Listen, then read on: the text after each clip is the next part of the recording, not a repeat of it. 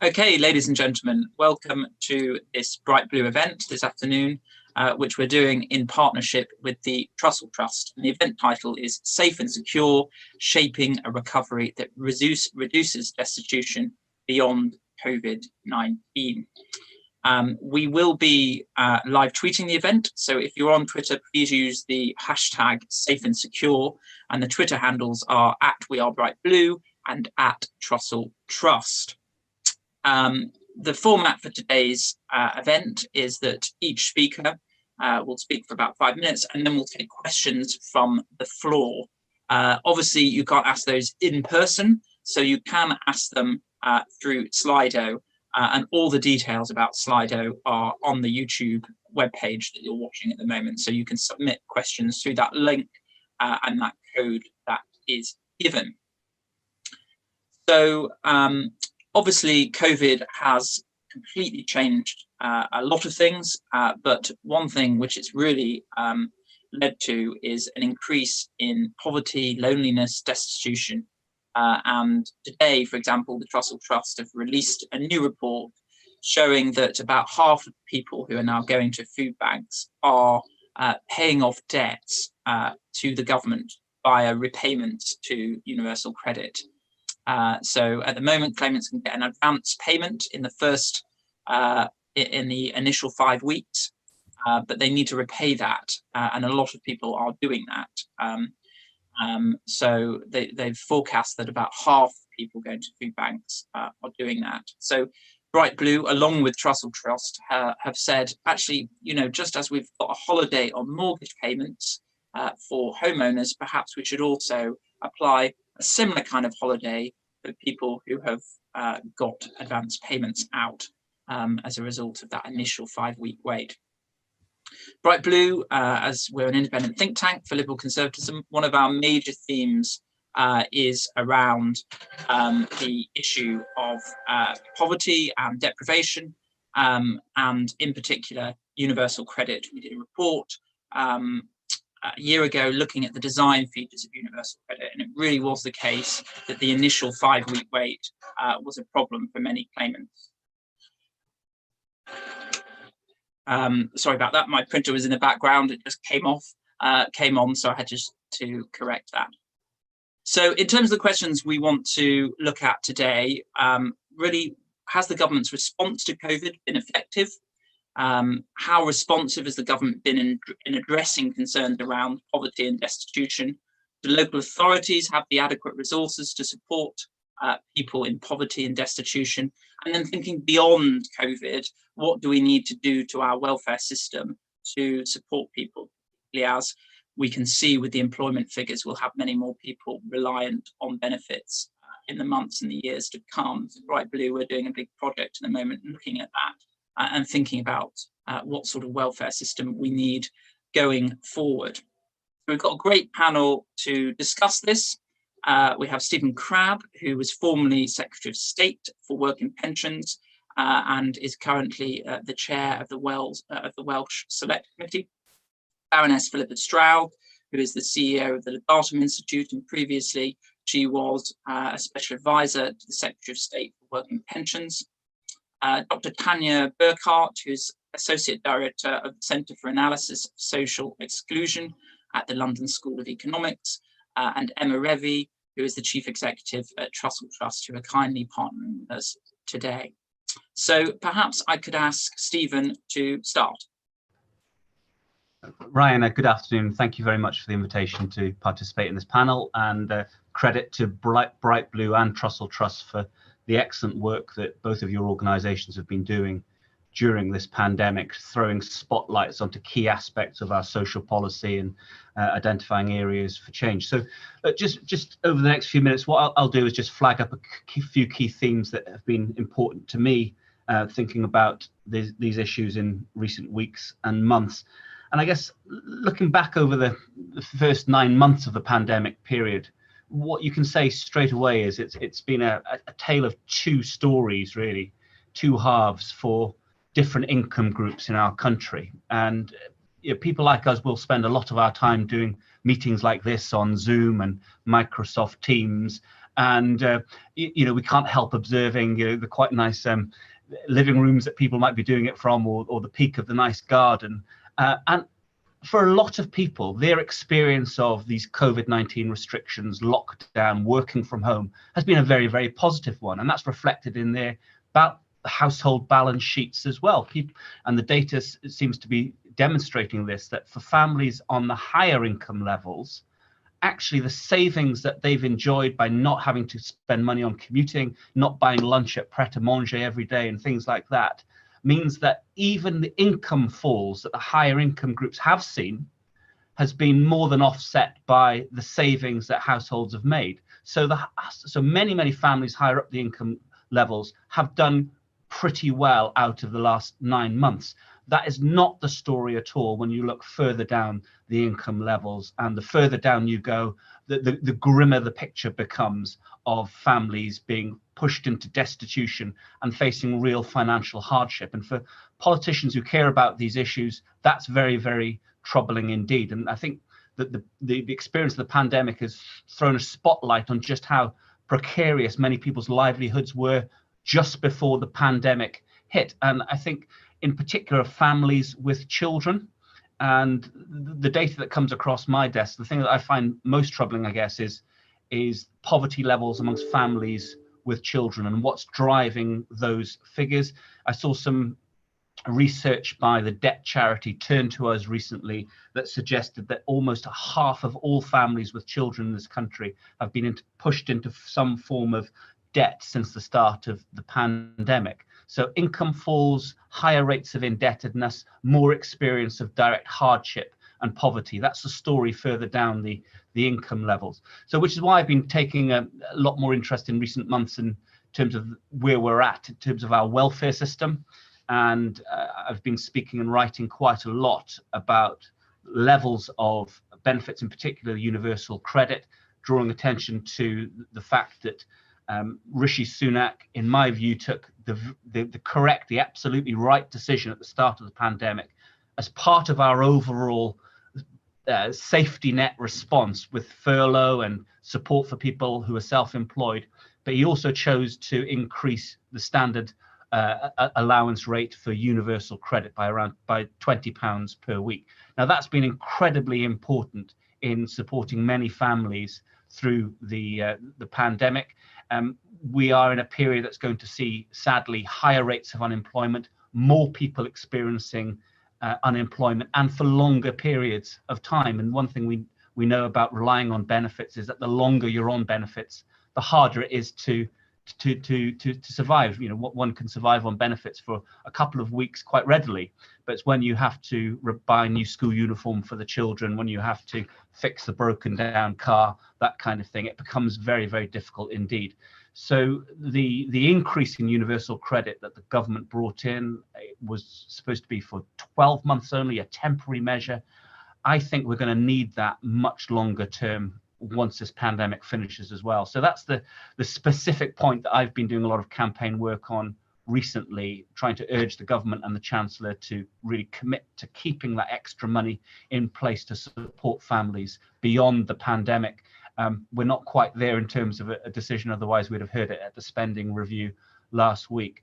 But there's a lot more to talk about in terms of our social policy. And one of the things I've been encouraging ministers and others in and around government is to really think about what is the overall message of this government when it comes to poverty and social welfare. It's all very well getting caught into arguments with Marcus Rashford about food poverty and eventually coming to good and healthy decisions, but actually that should be part of a much more strategic approach, because as I wrote about back in the summer in one of my articles, we do face real issues around hardship and poverty in this country, and a good Conservative government will be a government that meets it head on and is willing to have the debate and talk in strategic terms about it. Thank you, Stephen. And you're, very, very passionate and very eloquent on this subject. What was surprising recently was a lot of Tory MPs, when they initially rejected the extension of free school meals into holidays, they said, well, a better system, better targeted, is universal credit. We should provide more resources through that, which was quite interesting because for a long time, a lot of Tory MPs were saying we should cut universal credit because we can't afford in a period of fiscal retrenchment to keep it, and we need to keep a lid on benefit expenditure. So there seems to be a kind of shift towards a more positive attitude. Yeah, and that's healthy. I think it reflects also, if I could be so frank, is I think there's still a lot of misperceptions, including amongst colleagues of mine, about what universal credit is and what it isn't. And I think perhaps UC has suffered from some of the negative press in recent years and about during its rollout. The truth is that in terms of keeping families afloat, keeping them from falling into really deep poverty, it's universal credit that's been doing a lot of the heavy lifting during this pandemic. And it isn't just about helping families who are experiencing unemployment.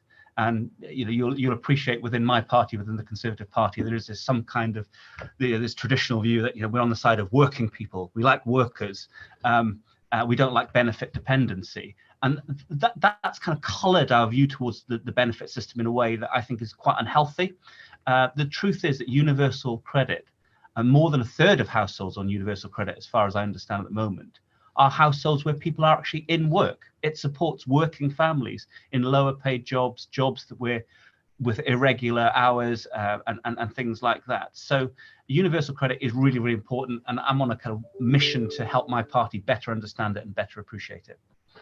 Great. And of course, the sort of, as Philippa was involved in, the kind of merging of in and out of work benefits into a kind of universal system really helps that and shows that it's for a mixture of people, include many people who are in work. But my question, Stephen, was, a lot of people say, well, the value of working age benefits have really been eroded since 2010.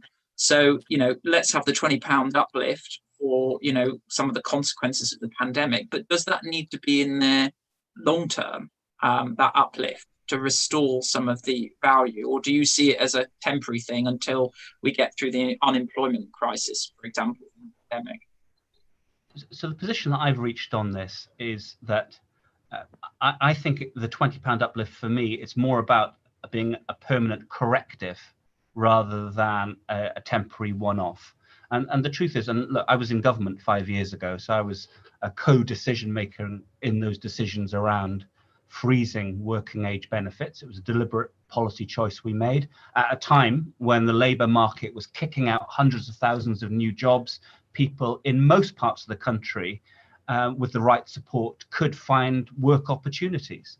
We're in a very different period now, but the truth is that over the last 5 years, what's happened is that we've squeezed out something like £40 billion of value from the benefit system for working age families. And I see that £20 uplift as being partly restoring that, because it doesn't actually fully restore those levels. And so, I like to talk about keeping it in place longer term. There are other colleagues of mine who will talk about extending it, but still in the context of it being temporary measure. The first battle to win is to make sure it doesn't get withdrawn in a very sharp way come the end of next March. Great. Thank you, Stephen. Philippa. Ryan, thank you so much. And just to add my thanks as well to both Bright Blue and the Trussell Trust for hosting today and for everything that you're doing to bring these issues to light. We're hugely, hugely grateful.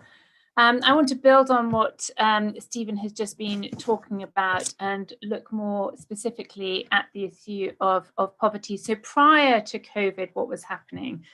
So overall poverty levels have been pretty static, in fact, over the last 20 years at about 22% of the UK population, 14 million people. And if you think of all the arguments that we have had about the issue of poverty, it's actually been about the few hundred thousands moving one way and then back the other way and then one way and back the other way across that line, rather than the huge proportion of people who year on, year out are actually experiencing poverty. And over that time, although the large number of people who are in poverty has been static, what has been growing is those in deep poverty. So in 2001, there were 2.8 million people in deep poverty. That's 50% below the poverty line. In 2020, that number was 4.8 million. And that's by the Social Metrics Commission measure of poverty. So what was in fact happening was all the arguments were about the poverty line, but what was invisible, what actually was happening deep down below, those 50% below the poverty line, which in the old measure of poverty wasn't even a feature of measurement. So it's really important that we understand that although there's been a static group, for some, life has been getting much, much tougher. And we wanted to know, though, what has happened as a result of COVID and the impact that the government's interventions have made. I mean, Stephen's talked about the 5 million people on the furlough scheme. I mean, that's huge for a government to hold up 5 million people on a furlough scheme is just massive. And another 2 million people are on the self-employed income support scheme. Again, huge intervention by the government to prevent people from falling through the gaps and falling into poverty. But as we know as well, unemployment is rising. We actually did some modelling recently that had it between 4.5 and 7.5%, and then actually the Chancellor came out in the spending review and predicted a 7.5% figure of unemployment. So we tried to then work out what the impact on poverty is of COVID. And once you run through all the numbers, without that universal credit uplift, we'd be looking at about 1.4 million newly poor as a result of COVID. With the universal credit uplift and the MIF changes as well, the government has further protected another 700,000 people, 150,000 of whom are lone parents. So we can see the heavy lifting that universal credit £20 uplift is contributing as a poverty protection vehicle, and why it is so important. But we can also see some who are still falling through the cracks, even with that universal credit uplift.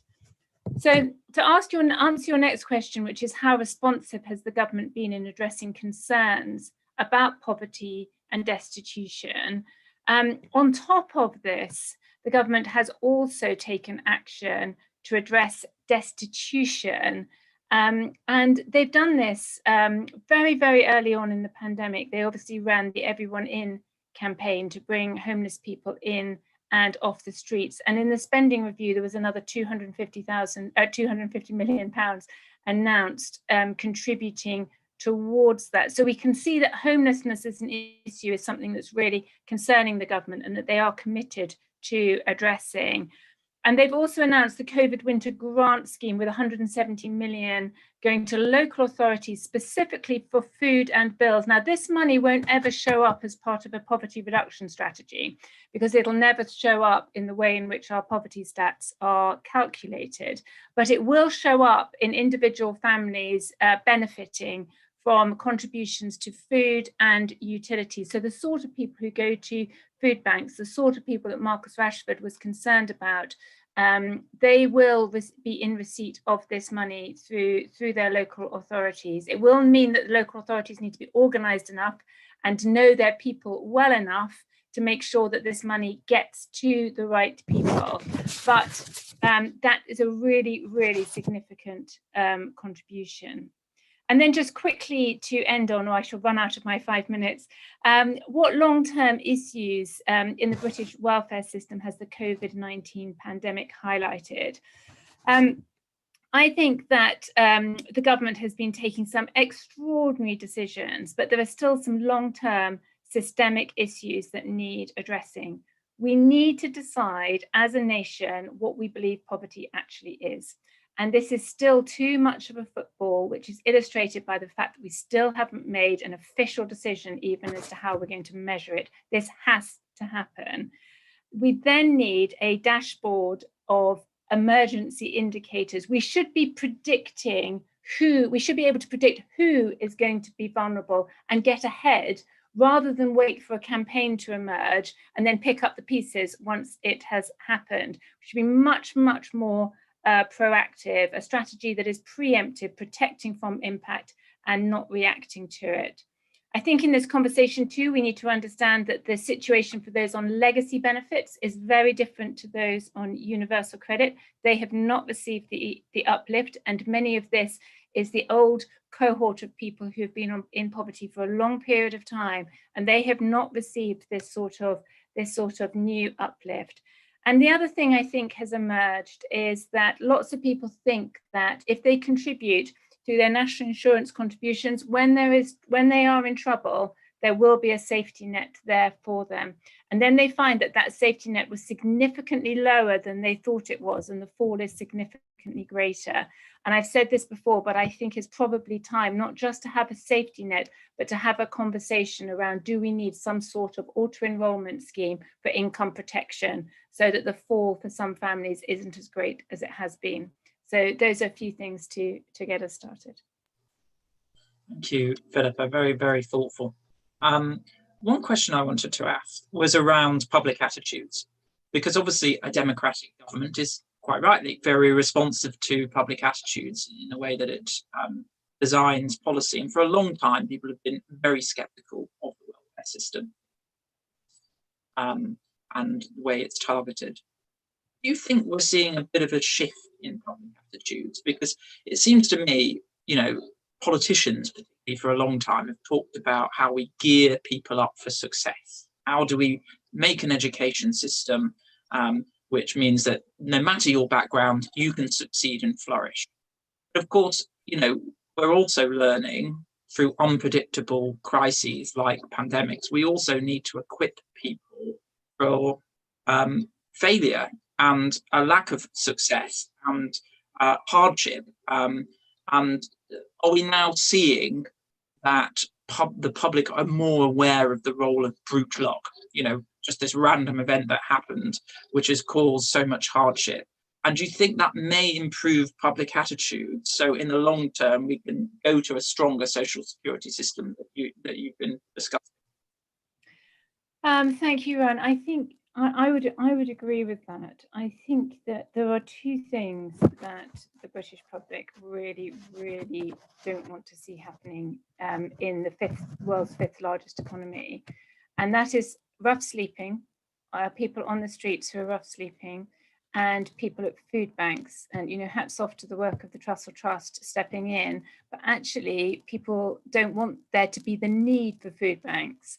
They want to know that the social security system will pick up families and prevent them from getting to the point where they can't put food on the table. Now, we know that lives are very complex, and that there are a whole host of reasons, not just income related, that lead to that place. But still, if that is the case, then people would want the care wrapped around that family to ensure that they are supported properly, not to need food banks. I also think that this pandemic has brought us all just that little bit closer to our vulnerability, and just that little bit closer to, do you know what, this could happen to me. There but for the grace of God go I. There's absolutely no reason why my job is any more stable than anybody else's who's been working full-time, hard, supporting their families. And it could happen to any of us. And I think that realization has made people think, do you know what, actually, I want the safety net, the welfare safety net there for me if that were to happen. So I do think there is a softening. What we need, though, is a consistent position from the public, and politicians have a responsibility not to over-egg the case and not to under-egg the case, but actually to make the case day in, day out in a consistent way as well. So you talked about the kind of softening that we're perhaps seeing, perhaps as a result of the pandemic. As we go into the mid-2020s, though, politicians, you talked about the expense of the furlough scheme. The bill is going to be very large, and the Treasury and others will be saying, well, we need to get the deficit down again. So, yes, we might see a softening in public attitudes. Do you think there'll be a lot of pressure to squeeze the welfare budget again in the mid-2020s? And how do we tackle that? So there's not a repeat, as it were, of the last decade when working age benefits really did were the source of a lot of the cost. I mean, one of the things we have to do is we have to also take responsibility that we are making these decisions to shut down the economy at this moment in time.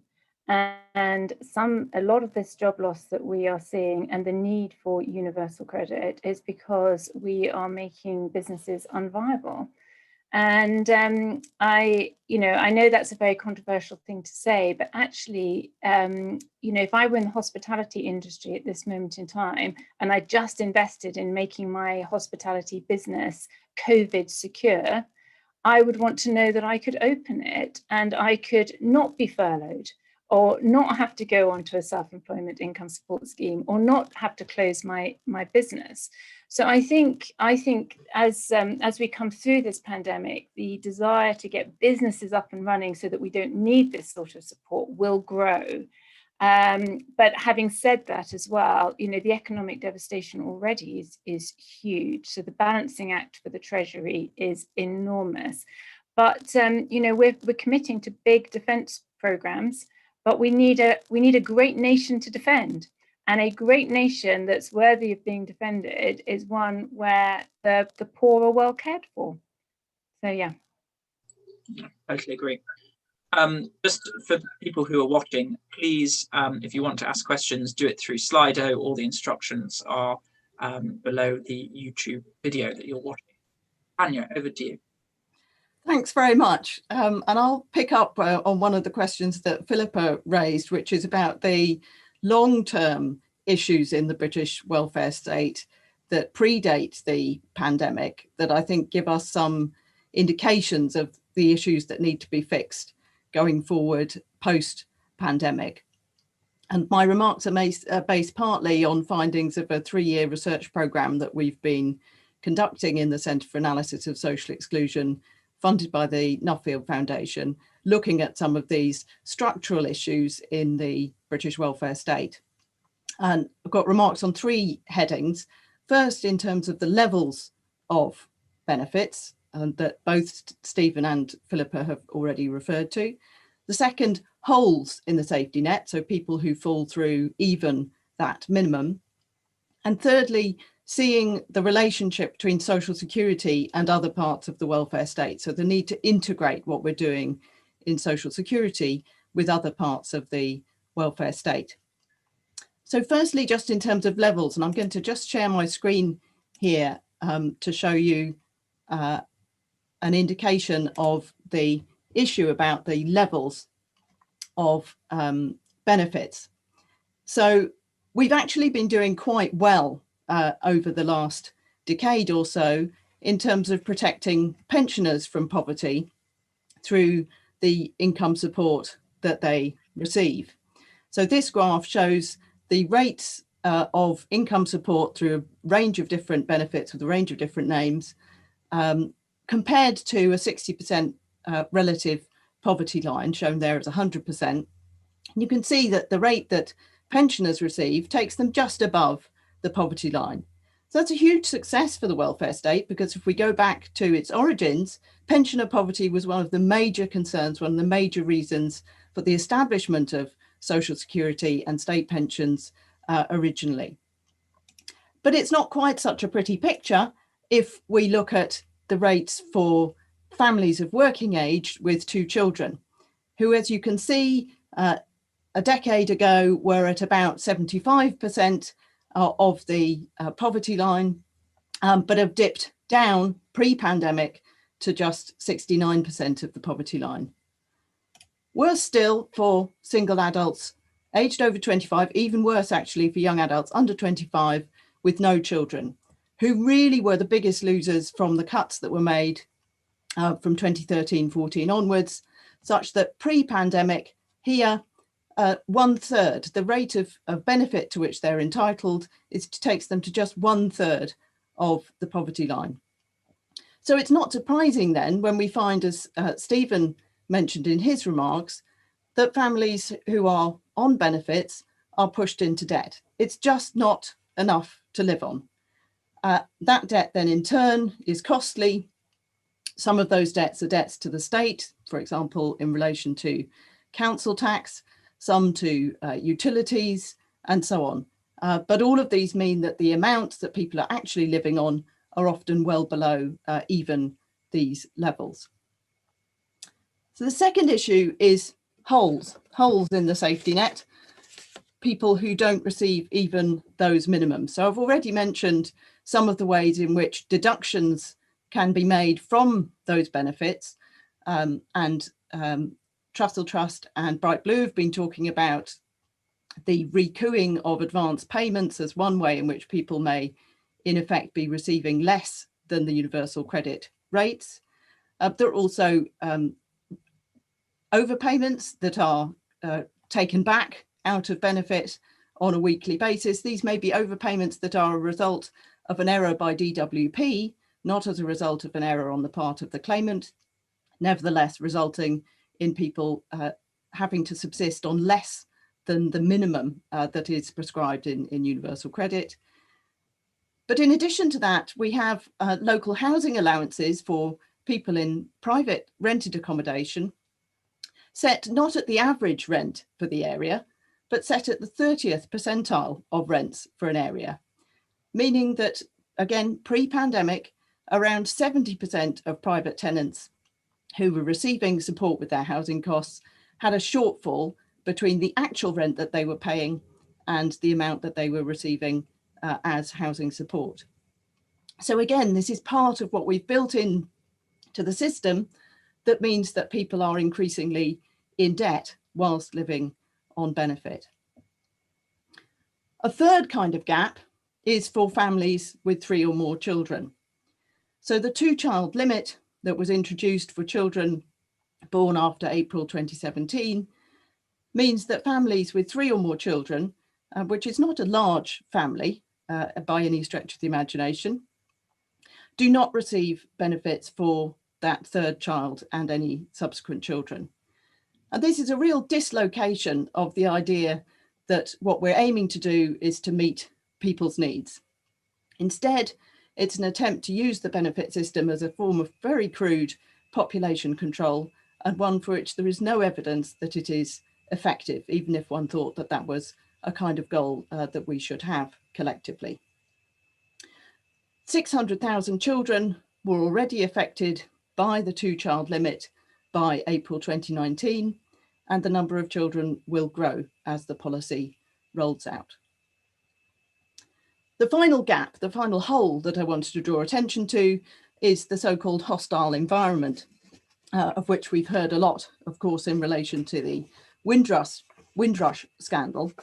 But that's really just the tip of the iceberg when it comes to thinking about people who lack entitlement through the social security system, even to a basic minimum. So there is a much larger group of migrants whose taxes are collected whilst they're working here in Britain, but who are not entitled to social security when they're not working. And then further, there are refugees who are both denied the right to work and denied access to social security. And that group includes a significant number of children as well. So these are intentionally created holes in the safety net that contribute to the destitution that organisations like the Trussell Trust see every day. My final point then is around the need to integrate our social security policy with other aspects of the welfare state, and indeed policy more generally. So we've already mentioned, Philippa mentioned the lack of provision pre-pandemic for people in self-employment, the lack of social protection around people in the gig economy and other forms of informal employment. The concept of social insurance, which again, Philippa was mentioning in her remarks, has all but disappeared from our conception of the welfare state. The second aspect of lack of integration is in relation to social care, where unpaid carers, as we've seen, are expected to plug the gaps in what is provided through formal care services. So because family members can't get access to formal care, unpaid carers are encouraged or expected to fill the gap, many of them willingly so. but they're also not supported effectively through the social security system. So our carers allowance has been unreformed for decades and is no longer fit for purpose for the kinds of intense roles of caring that many people are carrying out today. Finally, in terms of Black integration, I think core and important is housing policy. The combination of the underinvestment in social housing, together with the bedroom tax and the local housing allowance that I've already mentioned, produces homelessness. So my final slide gives an indication of the trends in what's called core homelessness, calculated by my colleagues Suzanne Fitzpatrick and Glenn Bramley, which includes not only rough sleeping, but also people who are sofa surfing, so staying in friends' houses, and in temporary accommodation, which, as you can see from the chart, was rising strongly in England pre-pandemic from 2010 through to 2017 in this chart, a much more successful strategy pursued in Scotland. So it's not that we can't fix these issues, and we saw at the beginning of the pandemic that actually it's possible, for example, to bring people in from rough sleeping, but a broader integration of social security with housing policy, including in relation to social housing entitlements, is necessary if we're going to crack this problem.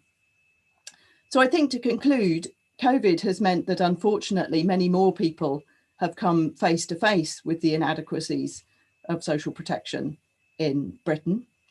But many of the problems that have become so high profile, child poverty, homelessness, destitution as a result of falling through gaps in social protection, lack of support for unpaid carers, the informal labour market and the precariousness that that produces.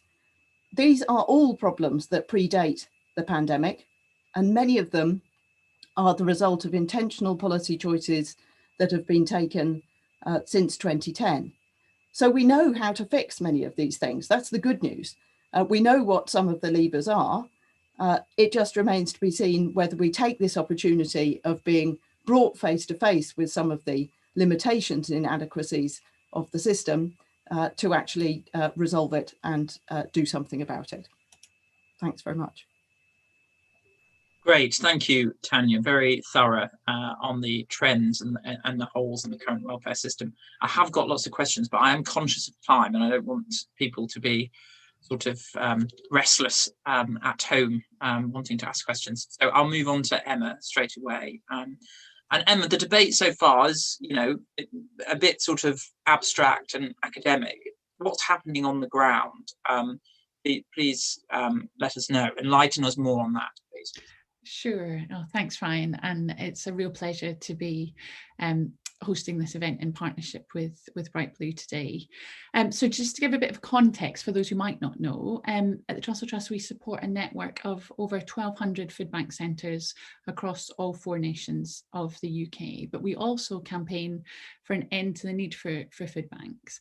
And critical to achieving that goal is government action and policy, which is why it's been fantastic listening to the other speakers so far in this discussion, outlining the different ways in which we can achieve that. And I think we really are seeing a burgeoning new cross-party consensus that is recognising the prevalence of the deepest kind of poverty that we're seeing in our society and resolving to act to tackle it. And as just before I come on to talk about the unprecedented levels of demand we've seen in our food banks, just to say that I think we have seen a commitment from the government, particularly at the start of the pandemic, around the uplift to universal credit, but also even more recently, as has been mentioned, through the COVID winter grant scheme. And these measures are showing us new possibilities of what government can do to bolster our collective safety net. But we have to be frank about the severity of the challenge that we're facing and the level of response that's going to be necessary to tackle it. And we have seen unprecedented levels of emergency food aid in our country over this last 6 months. In our network alone, we've seen the busiest half year ever. Our food banks distributed 1.2 million food parcels to people in crisis between April and September, which is a 47% increase in demand compared to the same periods last year. We also know we've seen some new trends coming through. So in those early months of the pandemic, about half of the people our food banks were supporting had never had to come to a food bank before. So people finding themselves possibly for the first time in a situation where they were forced to face not being able to afford essentials such as food. But we also know that our data is really just the tip of the iceberg, because there are large numbers of other community food aid providers and also lots of new responses that we've seen from communities across our country stepping forward in the pandemic to support their neighbours. So our data is just the tip of the iceberg, as alarming as it is by itself. And our volunteers have been extraordinary during this period of time. There were times when I thought there was no way they would be able to keep going in the face of such demand, but they have shown remarkable dedication. And we've been really heartened by the other people in communities who've stepped forward during this time. I think we all have been. But we know that ever increasing mass distribution of emergency food aid cannot be the answer. At best, it's a sticking plaster, but really it's an inadequate sticking plaster. The key to ending the need for food banks in our country is tackling destitution. Through our research we've done with Heriot-Watt University over the last 2 years, we know that people who are referred to food banks in the Trussell Trust food banks have an average household income of just £50 a week after rent, which puts them firmly in the threshold of experiencing destitution. That's 5 times lower than the poverty line, the weekly income on the poverty line. And that's why it's really welcome that we're having a conversation today, and increasingly we're having a conversation about how do we create a recovery that is going to seek to tackle destitution, that most extreme form of poverty that is clearly the main driver of food bank use. And it's been really encouraging seeing the range of policy solutions we've been discussing today that are achievable and tangible and will make an immediate difference. But as you said, Ryan, at the beginning, we released a report today, and I'd just like to talk for just 1 minute on that. Our research today shows that, as Ryan said, 47% of households surveyed at our food banks during the summer owed money to the Department for Work and Pensions, either due to loans or overpayment of benefits.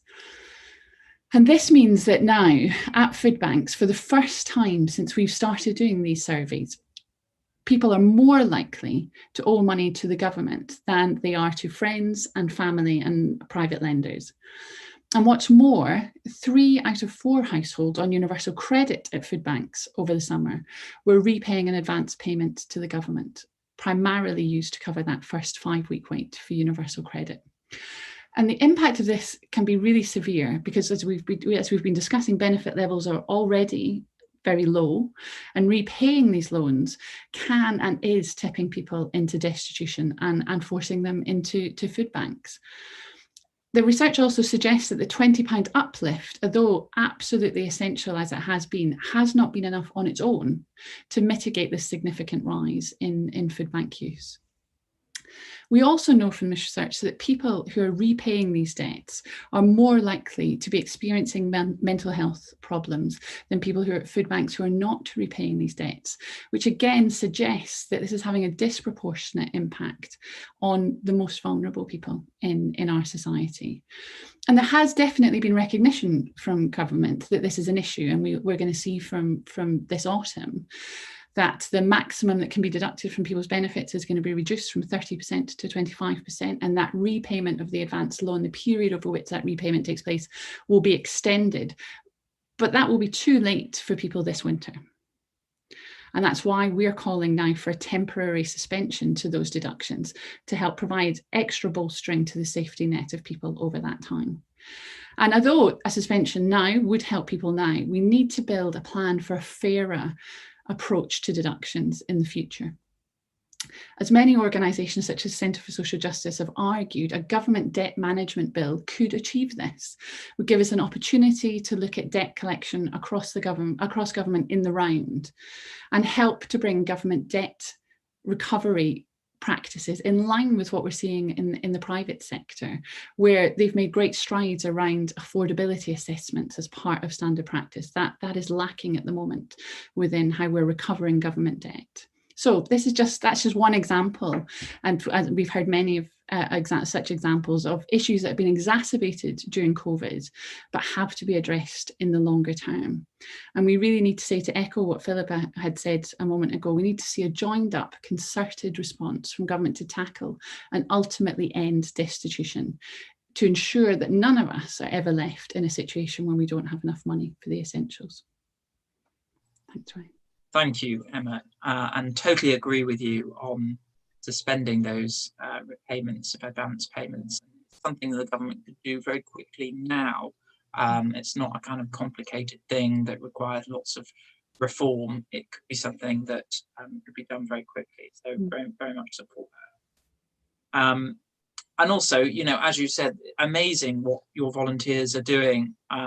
And, you know, you probably get this all the time, but it is quite amazing for people to do that on a regular basis, to take time out of their busy lives to support people in that way. And, you know, you've probably heard people say this, but it is amazing that people do that. And it is something which is very admirable and inspirational, actually. So, you know, you should. Right, let's open it up to questions from the floor. So the first question I have is from Martin Curtis, who asks, hasn't COVID proved that Westminster is too distant to understand the impact of its decisions? Is political reform the best way to deal with poverty? So Stephen, you and Philippa, as the Westminster representatives, maybe you want to come in on that. Thank you, Ryan, and thanks for the question, Martin. I think there's some truth in that. The trouble with some of the exercises in devolution that we've seen in the UK, primarily devolution in Scotland and Wales, which I'm most familiar with, it's been less good at actually pushing powers further downwards to local authorities. And Philippa made a really important point in her remarks earlier on about the capacity and the knowledge of local authorities in knowing who the families are that are facing real destitution and real hardship. And some local authorities will be better than others. So, it's one of those ideas where, perhaps sounds good in theory, push powers outwards, and that will help tackle poverty. It needs more than that. Political reform might be part of the picture. But actually, for me, the experience of the pandemic has underlined something else, which is the sheer muscle of the UK Treasury and the Bank of England in being able to be this enormous engine of redistribution around the UK. There is just no way that Rishi Sunak could be spending the tens of billions of pounds he is at the moment on furlough and other forms of welfare response without being part of that integrated union that we are in the UK, with its very centralised financial functions behind it. My former Prime Minister talked about the good that government can do, and certainly that's coming in show, particularly with the furloughing scheme at the moment. Philippa, I'm just going to come to you because I've got a question from Jasper Suellen, who asks, what is your view about universal basic income? This is a much debated topic, universal basic income, but I find it a really worrying concept, if I'm entirely honest. I think it's unaffordable, but more than that, I absolutely believe in the dignity of work.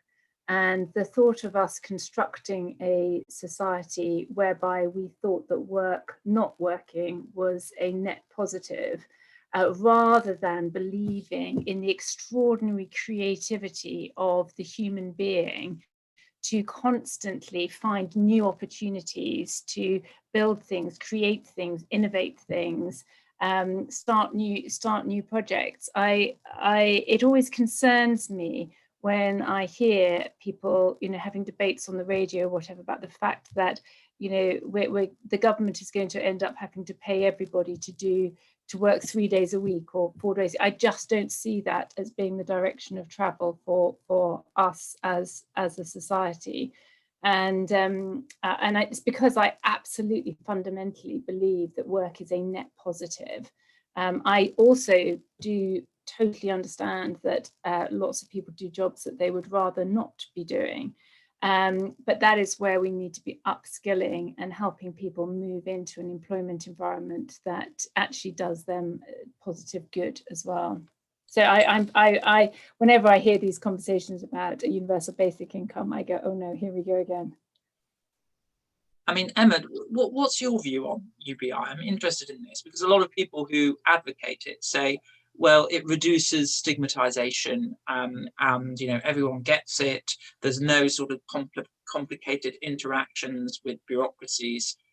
I mean, do you buy that, or do you feel actually it's it's a bit of a red herring actually talking about UBI? I think it draws attention to the issues that I've just been highlighting in terms of the level of income that people are in receipt of at the point that they arrive at a food bank. So there is an issue with ensuring that people who potentially are unable to work, either because they are unwell or their circumstances don't allow them to work, or because, as Stephen mentioned earlier, we're going into a period of time where potentially there are not jobs for people to hold.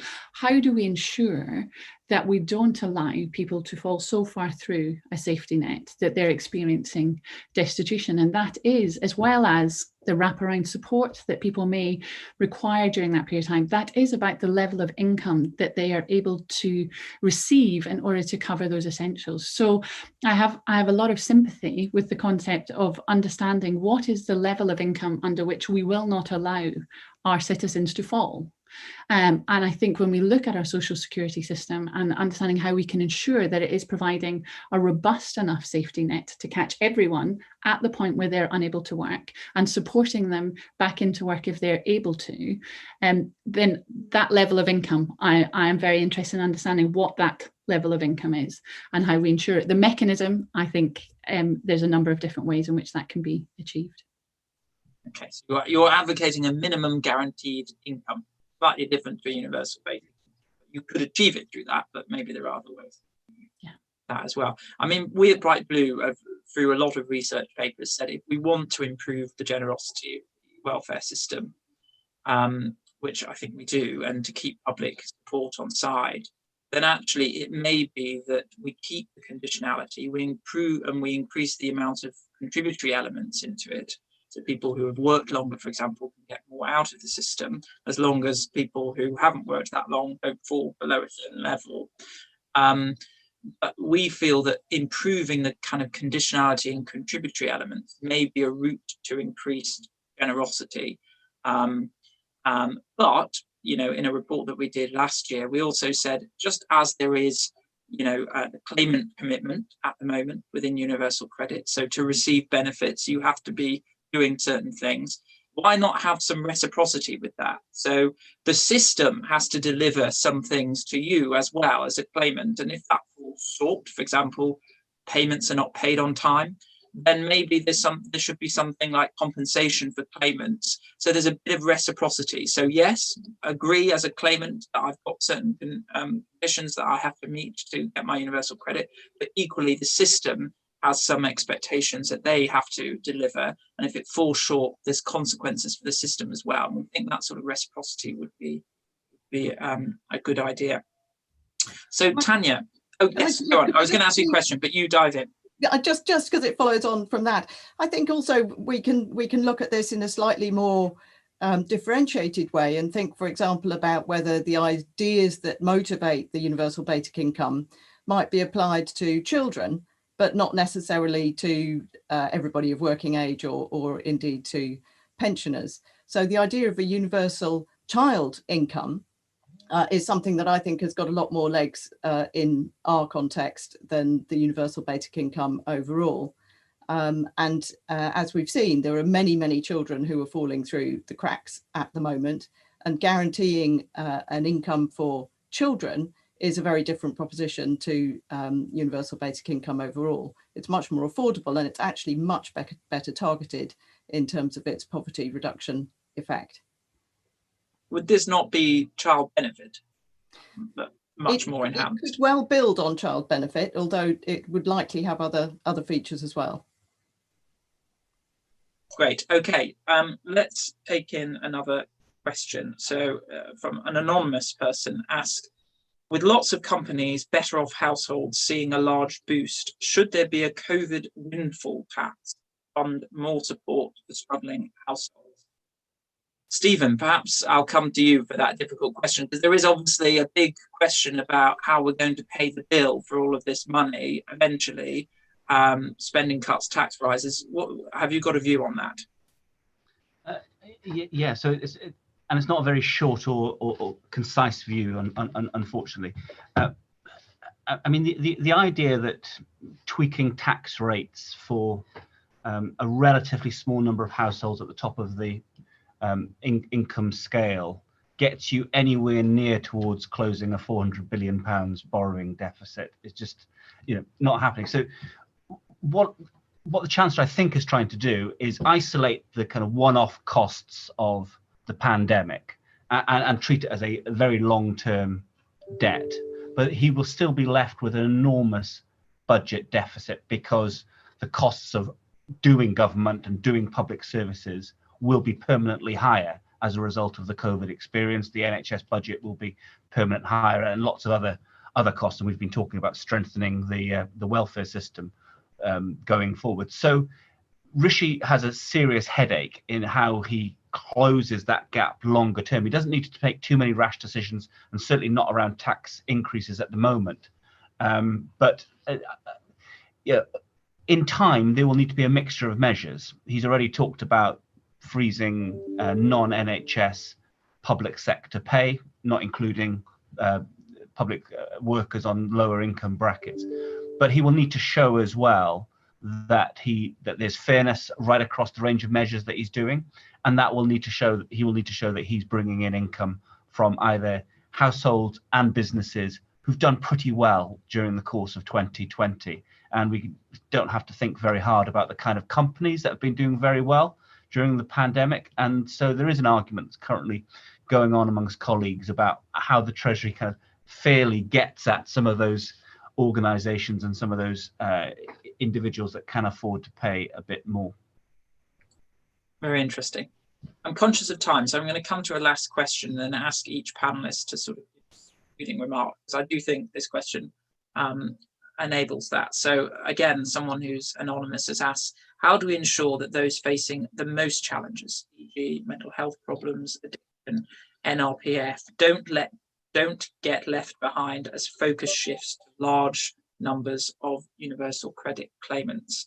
And this is interesting because obviously the DWP has announced an increase in work coaches, for example, to cope with the increase in the claimant count.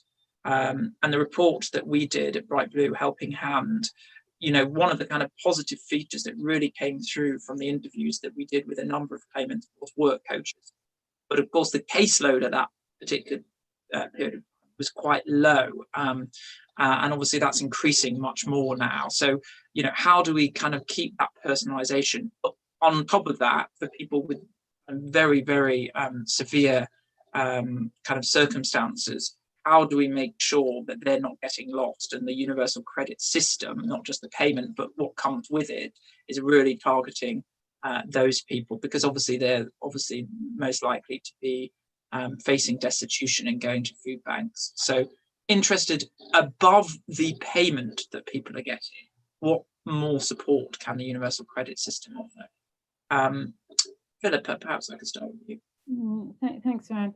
So when the economy reopens, many of those who are currently claiming levels of universal credit will move back into work.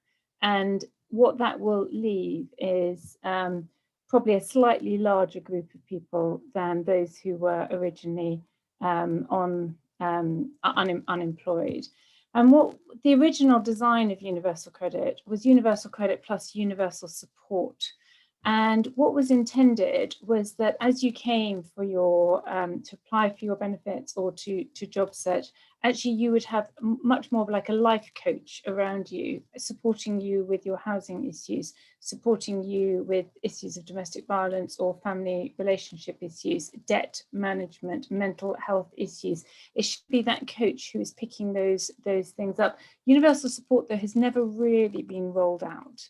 and really needs to have been rolled out alongside universal credit. So you've got that personalised, individualised support on the life skills that you need to make a success of life, alongside the kind of income payment mechanism. And I think then we would see a much more, the sort of welfare state that we actually long to see, much more responsive to individuals' needs. It's the sort of care that probably people get actually when they go into a food bank.